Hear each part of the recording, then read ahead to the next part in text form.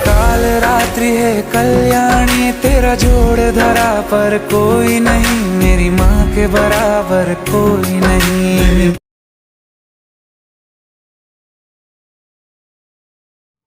परमेश्वर का पुत्र यीशु मसीह का सुसमाचार का आरंभ। लूका 24 अध्याय 46 पद में, और उसने कहा, यह लिखा है कि मसीह दुख उठाएगा और तीसरे दिन मरे हुए में से जी उठेगा।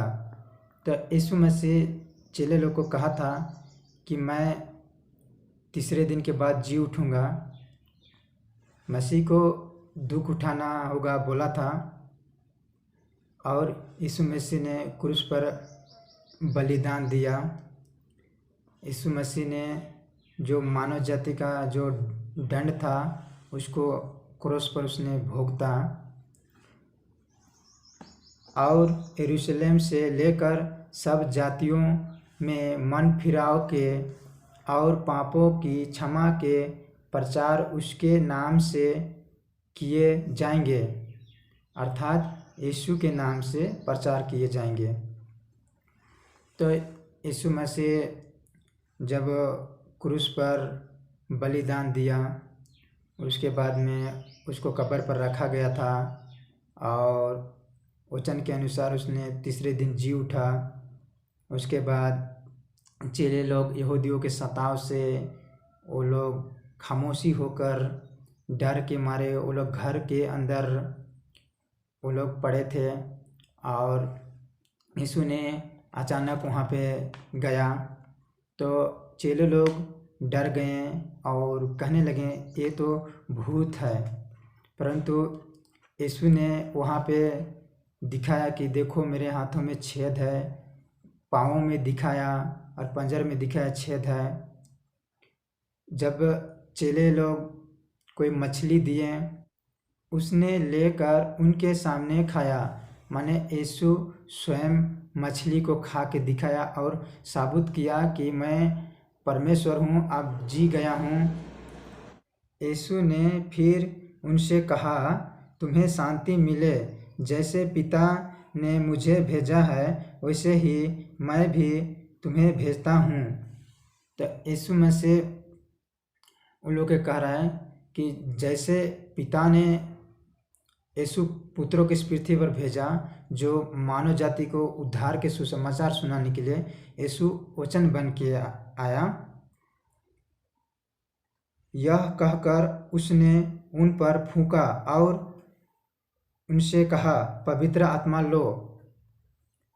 तो यीशु मसीह ने यहाँ फूंका का शब्द दिया गया है। तो क्या सचमुच चेले लोग को पवित्र आत्मा मिल गया था? तो फूंका के शब्द और एक जगह जिक्र दिया गया है उत्पत्ति में, उत्पत्ति 2 अध्याय 7 पद में, और यहोवा परमेश्वर ने आदम को भूमि की मिट्टी से रचा और उसके नथनों में जीवन का सांस फूंक दिया और आदम जीवते प्राणी बन गया। पहला मनुष्य का नाम था आदम, इसलिए हम लोग आदमी कहा जाता है। दूसरे शब्द में कहें तो आदम शरीर से तो जीवित हुआ, लेकिन उसके अंदर पवित्र आत्मा नहीं था। आदम शरीर से जिंदा था, पवित्र आत्मा उसमें नहीं था। पवित्र आत्मा पिंतकुस्त के दिन में दिया था परमेश्वर। तो इसके लिए आप सब झूठी शिक्षा से बाँच के रहिए, और आप सब मनुष्यों को आप लोग समझिए कौन कैसा प्रचार कर रहा है इसके लिए। और यीशु मसीह जीवित परमेश्वर है, तो उसी पर विश्वास रखिए जो आप लोग को अनंत काल का जीवन तक पहुंचा सकता है, स्वर्ग तक पहुंचा सकता है। यहोवा परमेश्वर के फूंकने से आदम शरीर में जीवित हुआ, लेकिन यीशु के फूंकने से शीशे पवित्र आत्मा से जिलाए जाने वाले थे पिंतकुस्त के दिन। तो यीशु मसीह पिंतकुस्त के दिन में पवित्र आत्मा इस पृथ्वी पर स्थायी रूप से उतारा था। आज कई जगह विश्वासी भाई बहनों गाना गाते हैं कि पवित्र आत्मा आ, यीशु आ बोलकर वो लोग गाना गाते हैं। और कई लोग प्रार्थना भी करते हैं कि आज प्रार्थना करो, विश्वास से प्रार्थना करो, आज तुम खाली नहीं जाओगे, आज तुम पवित्र आत्मा से भर के जाओगे। इस प्रकार से कई जगह में जो है कि झूठा मसीहा जो है कि इस प्रकार चल रहे हैं और जी रहे हैं। पवित्र आत्मा कैसे मिला था, किस दिन मिला था, आज हम लोग जानेंगे। और देखो, जिसकी प्रतिज्ञा मेरे पिता ने कही है, मैं उसको तुम पर उतारूंगा, और जब तक स्वर्ग से सामर्थ ना पाओ तब तक तुम इसी नगर में ठहरे रहना। तो यीशु मसीह कह रहा था, जब तक तुम्हें सामर्थ ना मिले, माने पवित्र आत्मा ना मिले, तब तक इसी नगर में रहना। और जब पवित्र आत्मा यीशु का आ जाएगा तब तुम लोग जाना हर नगर में सुसमाचार प्रचार करना। और वह सब पवित्र आत्मा से भर गए, और जिस प्रतिज्ञा पवित्र आत्मा ने उन्हें बोलने की सामर्थ दी, वह अन्य भाषा बोलने लगे। अन्य भाषा मतलब अनन्य भाषा। तो जब पवित्र आत्मा आया था, जो यीशु के शिष्य थे, चेले लोग थे, तो वो लोग पवित्र आत्मा के प्रेरणा से, पवित्र आत्मा की अगुवाई से वो लोग अन्य भाषा और प्रार्थना करने लगे। आज कई चर्च कलीसिया में आप सबको देखने को मिलेगा जो कि अनन्य भाषा बोलेंगे, जिसका कोई अर्थ नहीं समझाया जाता है। जैसे रब्बा लब्बा सबा मगा दिगपका, इस प्रकार से कई जगह पे बोला जाता है, प्रार्थना किया जाता है। तो आप सब सोचिए और परखिए, अगर भाई परमेश्वर आप सबको अन्य भाषा की आप लोग को दान दिया है, कोई कहता है कि परमेश्वर इसे भविष्यवाणी की सामर्थ्य दिया है, या तो ऐसा सामर्थ्य दिया है जो अन्य भाषा बोलता है।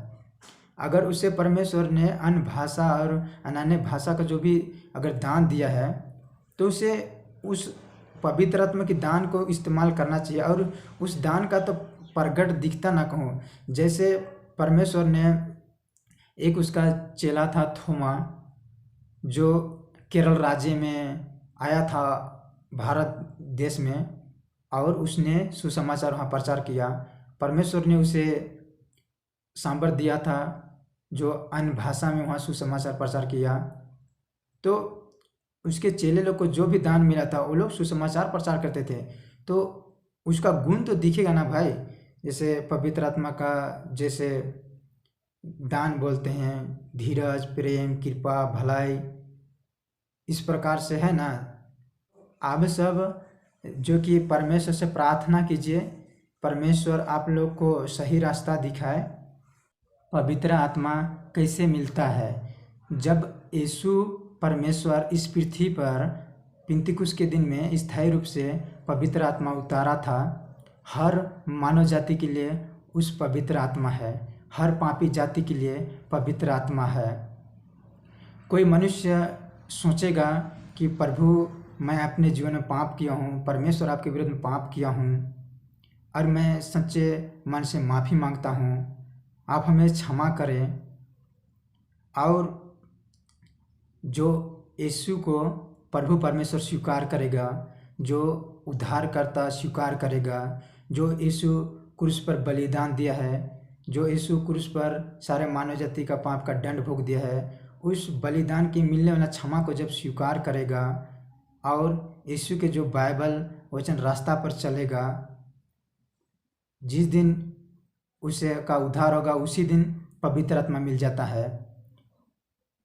यीशु ने कहा था, जब सत्य के आत्मा आएगा तो तुम्हें सत्य के बातें बताएगा, कहा था यूहन्ना 16:13 में।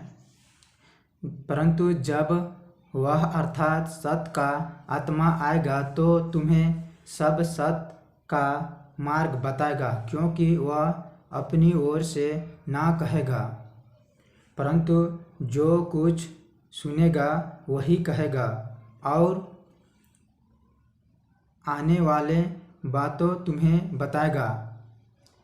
तो परमेश्वर का वचन कहता है आने वाले बातों को बताएगा, जो इस पृथ्वी पर गुजरेगा, जो विपत आएंगे। यीशु का आत्मा का ज्ञान संसार का ज्ञान से बहुत अलग है, और जो मनुष्य मन फिराता है, जो यीशु पर विश्वास करता है, उसे सब बातें पवित्र आत्मा समझाता है और सिखाता भी है। यीशु पिता परमेश्वर से प्रार्थना किया था यूहन्ना 17:18 में, जैसे तूने मुझे जगत में भेजा, माने पिता परमेश्वर यीशु को इस पृथ्वी पर भेजा था, वैसे ही मैंने भी उन्हें जगत में भेजता। यीशु चेले लोग को जगत में सुसमाचार प्रचार करने के लिए भेजने वाला था। उसका तुरंत ही स्वर्गारोहण होने वाला था। मत्ती 28:17 में, और उन्होंने उसके दर्शन पाकर उसे प्रणाम किया, पर किसी किसी को संदेह हुआ। तो चेले लोग यीशु को जब मरे हुए में से जिंदा देखा तो वो लोग दर्शन किया, माने प्रणाम किया, पर किसी किसी को संदेह हुआ। आज कितने विश्वासी भाई बहनों को भी संदेह हो रहा होगा कि यीशु परमेश्वर है या नहीं, परंतु यीशु ही परमेश्वर है। आज कितने मनुष्यों को जो है कि संदेह हो रहा होगा, कितने मनुष्य यीशु पर विश्वास नहीं कर रहे हैं, कितने उन लोगों के पास सुसमाचार पहुंच रहा है, यीशु परमेश्वर का वचन पहुंच रहा है यीशु परमेश्वर का, परंतु वो लोग विश्वास नहीं कर रहे हैं। एक दिन यीशु के लिए वो लोग तड़पेंगे, एक दिन यीशु के सुसमाचार के लिए तड़पेंगे, एक दिन यीशु परमेश्वर के वचन के लिए तड़पेंगे। मानव जाति पापी लोग, इसके लिए समय रहते हुए मन फिराइए, अपने पापों से पछतावा कीजिए और यीशु पर विश्वास कीजिए। यीशु ने कहा है मार्ग सत्य और जीवन मैं ही हूँ, बिना मेरे द्वारा पिता के पास कोई नहीं पहुँच सकता, माने स्वर्ग में। यीशु ने उनके पास आकर कहा कि स्वर्ग और पृथ्वी का सारा अधिकार मुझे दिया गया है। तो यीशु के पास स्वर्ग और पृथ्वी का सारा अधिकार दिया गया है। चेले लोग को यहाँ आज्ञा दिया है यीशु ने, इसलिए तुम जाकर सब जातियों के लोग को चेला बनाओ और उन्हें पिता और पुत्र और पवित्र आत्मा के नाम से बपतिस्मा दो। तो ये बहुत बड़ा परमेश्वर ने आज्ञा दिया चेले लोग को, हर जातियों के लोग को चेला बना, माने प्रचार करो। जब यीशु परमेश्वर हर जातियों के लोग को, जब पिता परमेश्वर की पवित्र आत्मा की अनुग्रह की जो सुसमाचार है हर मनुष्य के पास जब सुसमाचार प्रचार करने के लिए बोलता है, तो कोई कहता है कि एक ही परमेश्वर है तो लड़ाई किस बात का। तो सच बात है, जब एक ही परमेश्वर है तभी तो वो सुसमाचार सब जातियों के पास पहुंचाने के लिए आज्ञा दे रहा है चेले लोग को। तो यीशु ही परमेश्वर है, आप सब लौट आइए। और यीशु ने यहाँ कहा और उन्होंने सब बातें जो मैंने तुम्हें आज्ञा दी है मानना सिखाओ, और देखो मैं जगत के अंत तक सदैव तुम्हारे संग रहूँगा। तो यीशु ने जो बातें उन लोगों को आत्मा के ज्ञान सिखाया था, उन बातों को जाके सिखाओ, प्रचार करो, यीशु का कहना था।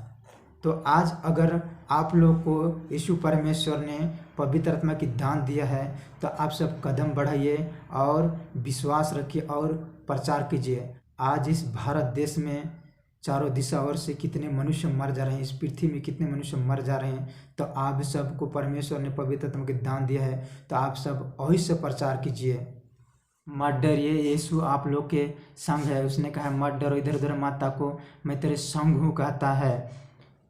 जैसे पहले उपज होती थी वैसे ही यीशु के बाद हम मसीह भी एक दिन जी उठेंगे और स्वर्ग में उठा लिए जाएंगे। तो जैसे यीशु मसीह ने हमारे पापों के चलते मरा, बलिदान दिया और तीसरे दिन वो जी उठा पुनरुत्थान के बाद, वैसे ही हम मसीह भी एक दिन जी उठेंगे। और पतरस का उपदेश सुनकर 3000 यहूदियों ने उद्धार पाया।